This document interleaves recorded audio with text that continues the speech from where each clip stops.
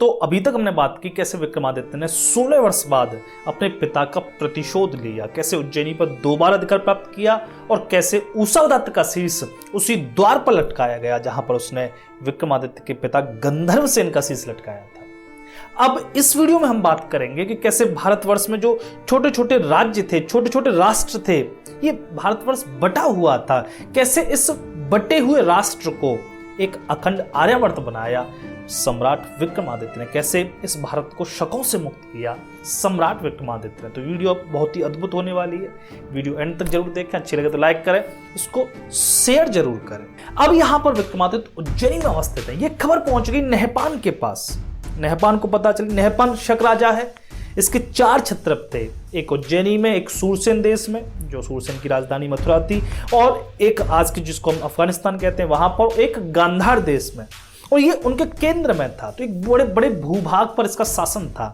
जब इसने खबर मिली कि उज्जैन पर यहां अधिकार विक्रमादित्य का हो गया है, तो बस क्रोध में पागल हो गया। लेकिन ये बड़ा चतुर व्यक्ति था। यहां पर इसने अपनी पूरी संपूर्ण सेना को एकत्रित करना शुरू कर दिया, क्योंकि अब ये जानता है कि विक्रमादित्य साधारण नहीं रहा। अब ये जैसे उषावदात्त ने आनन फानन में आक्रमण कर दिया, ये ऐसा नहीं, इसने पूरी तैयारी वहां पर की नहीं, अपनी पूरी सेना को एकत्रित की ना। यहां विक्रमादित्य भी अपनी पूरी तैयारी में लग चुके हैं। विक्रमादित्य अपनी यहां पूरी सेना को एकत्रित कर रहे हैं। विक्रमादित्य ने भी यहां अपने दूत दौड़ाए सभी राज्यों में, और सभी राजाओं को संदेश स्पष्ट था, या तो शकों की गुलामी स्वीकार करो या स्वाभिमान के साथ जीना स्वीकार करो। स्वाभिमान की इस लड़ाई में, स्वतंत्रता की इस लड़ाई में हमारा साथ दो। तब यहां पर बहुत सारे राजा समझ चुके थे कि एक अवसर है, विक्रमादित्य का साथ देंगे तो शायद शकों से मुक्ति मिल सकती है। तब यहाँ पर बहुत सारे कुरु, पांचाल, मगध, कौशल ये राज्य अपनी सेना भेजते हैं। यहाँ पर विदर्भ, कोंकण ये अपनी सेना भेजते हैं। तो यहाँ विक्रमादित्य के पास 80,000 की सेना एक तरीके से एकत्रित हो जाती है। लेकिन वहां पर नहपान की सेना दोगुनी है, 1.5 लाख की सेना है नहपान की, तो लड़ तो नहीं सकते। वहां नहपान अपनी सेना को लेकर तत्पर होता है उज्जैनी पर आक्रमण करने के। अब विक्रमादित्य के पास कोई और विकल्प नहीं है, क्योंकि इतनी बड़ी सेना के साथ युद्ध नहीं किया जा सकता। भले ही घटखरपर के कितने भी अद्भुत अस्त्र शस्त्र हों, लेकिन दुगनी सेना से नहीं लड़ सकते। तब यहां पर विक्रमादित्य ने भी अपनी चतुराई का परिचय दिया। यहां पर विक्रमादित्य ने अपनी सेना को 2 भागों में विभक्त किया। जो कोंकण पट्टी थी उस पर शक राजा का अधिकार था। मैं आपको बता दूं कोंकण पट्टी कौन सी है। जो अगर पश्चिमी भाग देखोगे इस भारतवर्ष का, तो उसकी जो कोंकण पट्टी पूरा आप नीचे तक जाओगे तो ये कोंकण पट्टी कहलाती थी। कोंकणस्थ ब्राह्मण जो होते थे वो बड़े प्रसिद्ध थे पूरे भारतवर्ष में, उनकी बुद्धि बड़ी तेज होती थी। तो ये कोंकण पट्टी का जो उपयोग होता था वो होता था बाहर के जो और देश थे उनके साथ व्यापार में। यहां पर अधिकार था शक राजा का। अब यहां पर विक्रमादित्य ने योजना बनाई कि सेना को 2 भागों में विभक्त किया। एक सेना यहां कोंकण के राजा तोरणदास के साथ मिलकर कोंकण पट्टी पर आक्रमण करेगी, जैसे छत्रपति शिवाजी महाराज ने सूरत पर आक्रमण किया था, क्योंकि औरंगजेब का अधिकार था सूरत पर, सबसे बड़ी मंडी थी उस समय के भारतवर्ष की। तो यहाँ पर जैसे छत्रपति शिवाजी, आपने वो वीडियो देखी होगी छत्रपति शिवाजी महाराज सीरीज में, अगर नहीं देखी तो आप जरूर देखें। तो वहां जैसे सूरत पर उन्होंने अधिकार किया और वहां की सारी संपदा को विजय किया, वैसे यहां पर विक्रमादित्य ने कोंकण पट्टी पर आक्रमण करवाया। तो चंद्रकेतु को एक सेना देकर कोंकण पट्टी भेजा और स्वयं एक सेना को लेकर यहां सूरसेन देश पर चढ़ाई करते हैं, मथुरा पर चढ़ाई करते हैं। तो चंद्रकेतु यहां घुस गए कोंकण पट्टी में, पूरी वहां की जो भी मंडियां थी शकों की, सारी मंडियों को ध्वस्त करते हुए कोंकण पट्टी को रौंद दिया चंद्रकेतु ने। अब यहां पर नहपान के लिए कोंकण पट्टी ज्यादा महत्वपूर्ण है, क्योंकि इस युद्ध का जो परिणाम होगा बाद में देखा जाएगा। लेकिन वहां पर सारा व्यापार, सारा धन लूटा जा रहा है, मतलब राष्ट्र की जो रीढ़ की हड्डी है वही टूट जाएगी, तो फिर किससे युद्ध करेगा। तो यहां पर नहपान ने अपनी ज्यादातर सेना कोंकण पट्टी के सहयोग में लगा दी। लेकिन चंद्रकेतु को सारे निर्देश थे कि लड़ना थोड़ी था। चंद्रकेतु यहाँ कोंकण पट्टी को विजय करके फिर पीछे हट जाते हैं। तो यहाँ पर एक खेल चल रहा है, इसलिए नहपान अब सीधा आक्रमण उज्जैन पर नहीं कर पा रहा। लेकिन तब तक यहाँ पर दूसरे मार्ग से विक्रमादित्य सूरसेन राज्य पर आक्रमण कर देते हैं, मथुरा पर आक्रमण कर देते हैं। मथुरा का उस समय क्षत्रप था सोडास। ये उस समय भी उज्जैनी में आया था युद्ध करने के लिए, जब विक्रमादित्य के पिता गंधर्वसेन थे। यहाँ पर 40,000 की सेना मथुरा पर चढ़ाई कर देती है। 30,000 की सेना सोडास के पास है। सोडास भी एक शूरवीर क्षत्रप था, ऐसे तो समर्पण नहीं कर सकता, तो वो भी अपनी सेना को लेकर मथुरा से 10 कोस आगे यमुना के तट पर अपना पड़ाव डालता है। इधर से सम्राट विक्रमादित्य अपनी सेना को लेकर पहुंचते, दोनों सेनाओं का यहाँ यमुना के तट पर पड़ाव डल गए। अब क्या था, रणभेरी बज उठी, हर हर महादेव के उद्घोष के साथ ये उज्जैनी के वीर शकों पर टूट पड़े। बड़ा भयंकर वहां यमुना के तट पर ये द्वंद्व शुरू हुआ। धीरे धीरे धीरे धीरे युद्ध अपनी भयानकता में पहुंचा। यहाँ विक्रमादित्य के साथ उनके सेनापति विक्रम शक्ति भी रणतांडव मचा रहे हैं। एक समय ऐसा है जब विक्रम शक्ति के सामने सोडास पहुंच गया, दोनों में द्वंद्व हुआ, लेकिन अगले क्षण यहाँ विक्रम शक्ति का भाला सोडास की छाती चीर चुका था। एक दिन में ही यहाँ पर विक्रमादित्य ने वो युद्ध जीत लिया और मथुरा पर अधिकार प्राप्त कर लिया। विक्रमादित्य मथुरा में प्रवेश करते हैं, हमारी मथुरा में, हम जिस मथुरा में रहते हैं उसमें विक्रमादित्य आए थे और विक्रमादित्य ने इस मथुरा में बहुत सारे मंदिरों का और यहाँ के किले का भी निर्माण कराया था। जैसे लवनासुर के वध के बाद शत्रुघ्न जी महाराज आए थे, वैसे यहाँ पर विक्रमादित्य मथुरा पर अधिकार करते हैं। मथुरा अब उज्जैनी के अधिकार में आ गई, लेकिन नहपान ने वहां कोंकण पट्टी को बचा लिया। चंद्रकेतु पीछे हट जाते हैं, कोंकण बच गया। अब नहपान समझ चुका है कि विक्रमादित्य न साधारण है और न ही उनकी शक्ति कमजोर है। और जो आर्यावर्त के राजा थे वो भी यहां समझ चुके हैं कि विक्रमादित्य ही एक आखिरी आशा है जो शकों से मुक्त करा सकता है इस पूरे भारतवर्ष को। तो यहाँ पर सारे राजा पूरी सहायता दे रहे हैं विक्रमादित्य को। लेकिन एक राष्ट्र था, वो था कलिंग। कलिंग से कोई सहायता नहीं आई। कलिंग से जब दूत लौट कर आया कि दूत से पूछा विक्रमादित्य ने कि कलिंग कितनी सेना भेज रहा है हमारी सहायता के लिए, बोले महाराज कलिंग तो एक सैनिक भी नहीं भेजेगा। कलिंग के राजा का उत्तर है कि हम जब शकों से अकेले लड़ सकते हैं, जब शकों की हिम्मत नहीं हुई कि हम पर आक्रमण कर सके, तो हम आपके लिए अपना सैनिक क्यों भेजें व्यर्थ में। तो यहाँ पर कलिंग के राजा ने किनारा कर लिया विक्रमादित्य से। विक्रमादित्य समझ गए कलिंग को बाद में देखेंगे। यहाँ पर विक्रमादित्य अब उज्जैनी में पहुंचे। उज्जैनी में फिर से यहाँ युद्ध की तैयारी होने लगी, क्योंकि युद्ध तो होना है, नहपान से आमने सामने युद्ध होना ही है। लेकिन नहपान भी पूरी तरीके से यहाँ आश्वस्त हो जाना चाहता है अपनी जीत के लिए, इसलिए नहपान ने अब यहाँ युद्ध टाल दिया कुछ समय के लिए और अपनी सारे युद्ध की तैयारियों को उसने और तेज कर दिया। अब यहाँ उज्जैनी में विक्रमादित्य अवस्थित है। तभी एक विशेष व्यक्ति का आगमन होता है। काशी से ये व्यक्ति आए थे, इनका नाम था वररुचि। विक्रमादित्य खासियत पूछते हैं कि आप में क्या विशेषता है। वररुचि कहते हैं मैं एक गणितज्ञ हूं। विक्रमादित्य आनंद लेते हैं, पूछते हैं कि गणित का जीवन में क्या प्रयोग है। तब यहाँ पर वररुचि का बड़ा ही सुंदर संवाद होता है। वररुचि बोले महाराज, मनुष्य से मनुष्य की भाषा को समझने के लिए शब्द चाहिए, वाक्य चाहिए, लेकिन इस प्रकृति की भाषा को समझने के लिए गणित चाहिए। प्रकृति गणित में बात करती है, इसलिए मैं कहता हूं ईश्वर जिसने ये सृष्टि बनाई वो महान गणितज्ञ रहा होगा। आप देखिए गणित कहाँ नहीं, एक सभ्यता को विकसित होने के लिए गणित की जरूरत है। कोई भी गणित के बिना अस्तित्व अपना बनाकर नहीं रख सकती। एक राजा के राजमहल से लेकर और गरीब की झोपड़ी तक गणित उपयोग में आता है। जाने अनजाने में एक शिल्पकार अपनी कला में गणित का उपयोग करता है, एक संगीतज्ञ अपने संगीत में गणित का उपयोग करता है, एक धनुषधारी अपना दंड चुनने में, अपना दंड निर्मित करने में गणित का उपयोग करता है। महाराज आपका खजाना गणित पर ही आधारित है, व्यापार सब गणित पर आधारित है। विक्रमादित्य बड़े प्रसन्न हुए, बड़ी आश्चर्यचकित करने वाली बातें थी वररुचि की। और यहाँ पर अंत में वररुचि कहते हैं महाराज मैं यहाँ पर इसलिए आया हूँ कि आपका युद्ध शकों से होने वाला है, नहपान से होने वाला है। मेरा गणित आपकी सेना के वो व्यूह निर्मित कर सकता है जो व्यूह बड़ी सी बड़ी सेना को भी यहाँ पर धूल में मिला दे। मैं ऐसे व्यू निर्मित कर सकता हूँ अपने गणित के सहयोग से। तब यहाँ पर वररुचि को विक्रमादित्य एक विशेष स्थान देते हैं और बाद में यही वररुचि विक्रमादित्य के नवरत्नों में से एक बनते हैं। तो यहाँ पर केवल गणितज्ञ ही नहीं, विक्रमादित्य की सभा में एक से एक रत्न आता जा रहा है और इन सबका प्रयोग किया विक्रमादित्य ने इस भारत पर शासन करने के लिए। अब यहाँ पर विक्रमादित्य अपनी उज्जैनी में अवस्थित हैं, प्रतीक्षा कर रहे हैं कि नहपान उन पर आक्रमण करने आए, क्योंकि उज्जैनी में रहकर सेना का प्रतिरोध करना, सेना का युद्ध करना फायदेमंद है उज्जैनी के लिए, बजाय आक्रमण करने जाना कहीं पर। तो विक्रमादित्य इंतजार में है, प्रतीक्षा में कि नहपान उन पर आक्रमण करने आए, लेकिन नहपान नहीं आ रहा। नहपान यहाँ पर छद्म युद्ध कर रहा है, विद्रोह करवा रहा है, दूसरे सहारे ले रहा है। तब यहाँ पर अंत में खींच गए विक्रमादित्य। विक्रमादित्य ने अपने सभी मंत्री सामंतों की बैठक की और यहाँ पर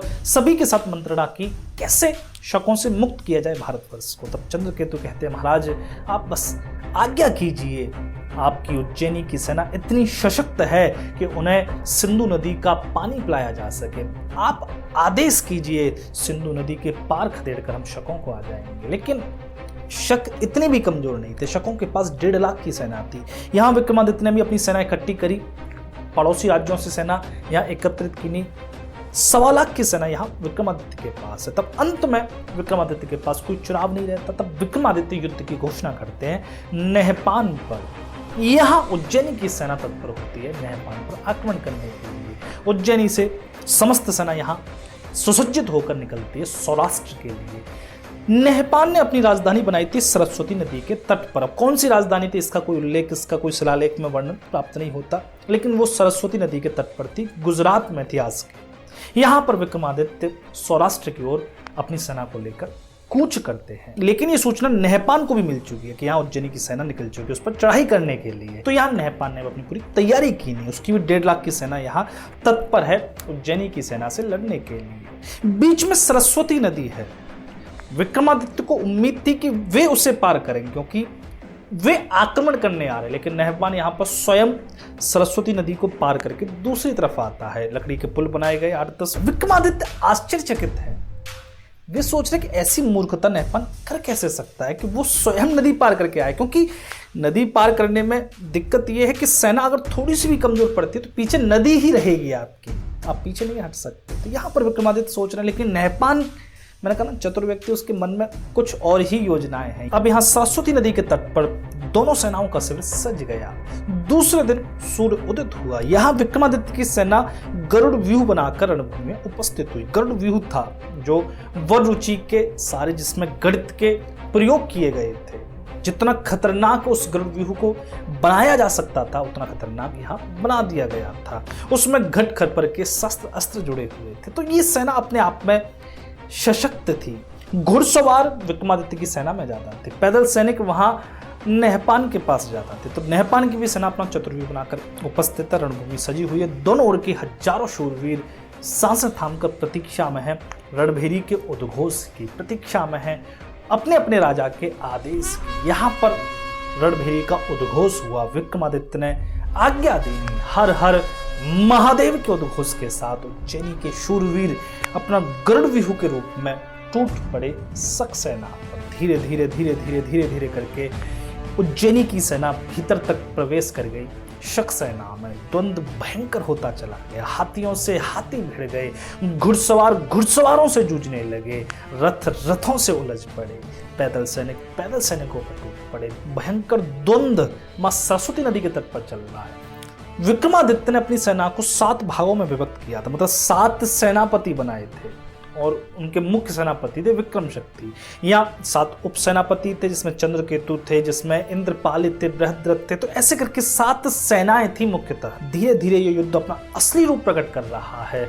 कवचों से टकराकर भाले टूट रहे हैं, भालों से टकराकर घोड़े मचल रहे हैं, आंखें चौंधिया रही हैं। यहाँ शूरवीरों की तलवारों से अपना चरम पर यह युद्ध पहुंच गया।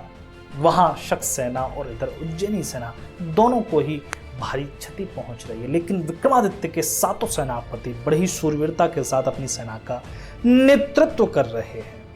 अंत में संध्या होती है, युद्ध विराम होता है। यहां शक सेना को ज्यादा नुकसान हुआ बजाय उज्जैनी की सेना के। दूसरे दिन फिर युद्ध प्रारंभ हुआ, तीसरे दिन फिर युद्ध प्रारंभ हुआ। तो ये 3 दिन तक युद्ध चला। लेकिन 3 दिन के युद्ध में धीरे धीरे धीरे करके शक सेना चरमरा गई, शक सेना घुटनों पर आ गई। अब विक्रमादित्य को भी लग रहा है कि शायद अगले दिन वे इस युद्ध को विजय कर लें, शायद अगले दिन उन्हें शक सेना पर विजय प्राप्त हो जाए। अब यहाँ पर रात्रि हुई, लेकिन रात्रि में एक बड़ी अनोखी बात हो गई। यहाँ विक्रमादित्य के साथ उनकी पूरी सेना अपने शिविर में उपस्थित है। आधी रात को उन्हें हलचल सुनाई दी शक सेना की।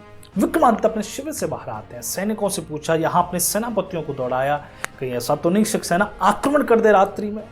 लेकिन वहां पर पता चला कि शक सेना जो है वो नदी पार कर रही है, मतलब शक सेना सीधे सीधे रूप में भाग रही है रणभूमि से। यहाँ पर विक्रम शक्ति पहुंचे। विक्रम शक्ति यहाँ विक्रमादित्य से कहते हैं, महाराज आप आज्ञा कीजिए, एक भी शक सैनिक सरस्वती नदी पार नहीं कर पाएगा। लेकिन विक्रमादित्य महान राजा थे। विक्रमादित्य बोले, ऐसे भागते हुए शत्रु पर हम कैसे प्रहार कर सकते हैं। हाँ, युद्ध अवश्य विजय कर जाएंगे, लेकिन हम अपना धर्म खो देंगे। फिर बताओ प्रजा पर कौन सी नीति से हम शासन करेंगे, फिर प्रजा हम पर कैसे विश्वास करेगी। हम इस युद्ध को सामने से लड़ेंगे, धर्म के अनुसार लड़ेंगे। यहां पर सक्सेना पार चली गई सरस्वती नदी के, और जो भी उसने लकड़ी के पुल बनाए थे अपने इधर आने के लिए, उन सभी में आग लगा दी। अंधेरी रात में भी पुल जल रहे हैं। यहां पर विक्रमादित्य समझ गए अब युद्ध और कठिन होने वाला है, क्योंकि अब विक्रमादित्य को सरस्वती नदी पार करनी है, उसके लिए फिर पुल बनाने हैं। अब यहां पर दूसरा दिन हुआ। विक्रमादित्य सभी के साथ मंत्रणा करते हैं कि कैसे अब ये सरस्वती नदी पार की जाए, क्योंकि उसके लिए पुल बनाने जरूरी है। लेकिन वहां दूसरी ओर सक्सेना खड़ी हुई है। वहां शक सैनिकों ने धनुर्धर आगे कर रखे हैं, जैसे पुल बनाना शुरू करेंगे वे अपने धनुष बरसाएंगे। यहां पर हुआ भी है। विक्रमादित्य ने तत्क्षण आज्ञा दी पुल बनाने की। पुल बनने लगे। पुल किसके लिए जरूरी थे? पुल जरूरी थे घोड़ों के लिए, पुल जरूरी थे बैलगाड़ियों के लिए, जिन पर खाने पीने का सामान था। अब पुल जैसे यहां पर बनने लगा, विक्रमादित्य जैसे उस पुल की योजना को यहां क्रियान्वित कर रहे हैं, वहां पर तीर बरस रहे हैं।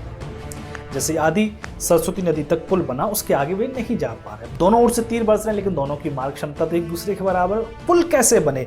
तब यहाँ पर जो घटखरपड़ ने यंत्र धनुष बनाए थे, उनको यहाँ पर लगाया गया। यंत्र धनुष किसी भी धनुर्धर से 10 गुना शक्तिशाली थे, मतलब 10 गुना तेजी से बाण फेंक सकते थे और 10 गुना दूरी तक फेंक सकते थे। तब यहाँ पर घटखरपड़ के वो धनुष लगाए गए, और उन यंत्र चालित धनुषों में यहाँ सैकड़ों तीर भरकर सक्सेना पर फेंके गए। मजबूरी में सक्सेना को पीछे हटना पड़ा। इतने में यहाँ ये पुल बन गए। यहाँ पुल बन जाते हैं। विक्रमादित्य दूसरी ओर प्रस्थान करते हैं। फिर यहाँ द्वंद्व शुरू होता है। सक्सेना से बड़ा जोर का युद्ध चलता है, लेकिन सक्सेना कमजोर पड़ चुकी थी। उत्साह चरम पर था यहाँ उज्जैनी सेना का। विक्रमादित्य यहाँ प्रवेश कर जाते हैं भीतर तक सक्सेना में।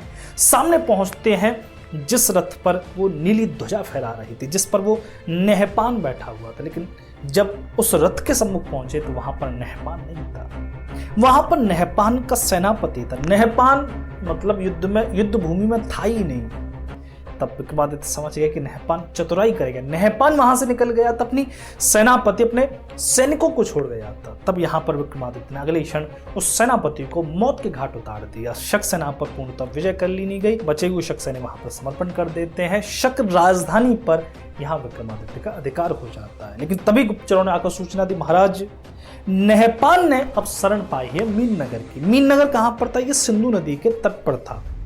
सबसे पहले शकों का जो आक्रमण हुआ तो गांधार पर हुआ। तो गांधार में पहली राजधानी बनाई थी। फिर गांधार से वो अफगानिस्तान की तरफ गए थे। फिर अफगानिस्तान से सिंधु की तरफ आए थे। तो सिंधु के पास उन्होंने एक राजधानी बनाई थी मीन नगर।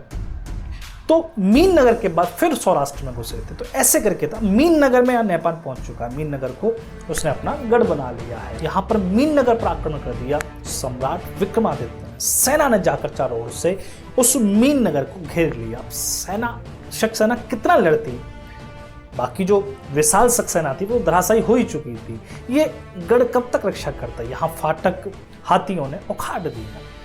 विक्रमादित्य का प्रवेश होता है मीन नगर में। शक सैनिकों को मौत के घाट उतार दिया, उन्होंने समर्पण किया, उन्हें यहाँ बंदी बना लिया गया। अंत में नहपान को कैद करके विक्रमादित्य के सामने प्रस्तुत किया जाता है। घुटनों पर नहपान बैठा हुआ है। विक्रमादित्य देख रहे हैं ये वही नहपान है जिसने 16 वर्ष पूर्व उनके पिता गंधर्व सेन की गर्दन उज्जैनी के द्वार पर लटकाई थी। ये वही नहपान है जिसने आर्यावर्त को रौंद दिया, आर्यावर्त की सारी संस्कृति को रौंद दिया, आर्यावर्त के राजाओं को रौंद दिया, आर्यावर्त की प्रजा को जिसने इतना कष्ट दिया। अब यहाँ पर मैं आपको एक और बात बताऊं कि आदि इतिहासकार नहपान की जो मृत्यु है वो मानते हैं गौतमी पुत्र सतकर्णी ने की थी। इसके कुछ शिलालेख भी उपलब्ध है। सतकर्णी ने ही यहाँ नहपान का वध किया था। लेकिन आधे इतिहासकार मानते हैं कि नहपान को मौत के घाट सम्राट विक्रमादित्य ने उतारा था। जो गौतमी पुत्र को मानते हैं वो मानते हैं कि विक्रमादित्य तो हुए ही नहीं, और जो विक्रमादित्य को मानते हैं वो विक्रमादित्य को मानते ही आ रहे हैं। मैं आपको बताऊं, और आप थोड़ा सा अध्ययन करोगे, जैसे मैं अध्ययन कर रहा था, बहुत सारे वंशों को पढ़ा, लेकिन 100 साल का गैप आ रहा है। इस 100 साल के गैप में शक आपको कहीं भी दिखाई नहीं देंगे। जब तक 100 साल तक विक्रमादित्य ने शासन किया तब तक आपको कहीं भी शक दिखाई नहीं देंगे। तो इस 100 साल में हुआ क्या, इसकी चर्चा कोई नहीं करता।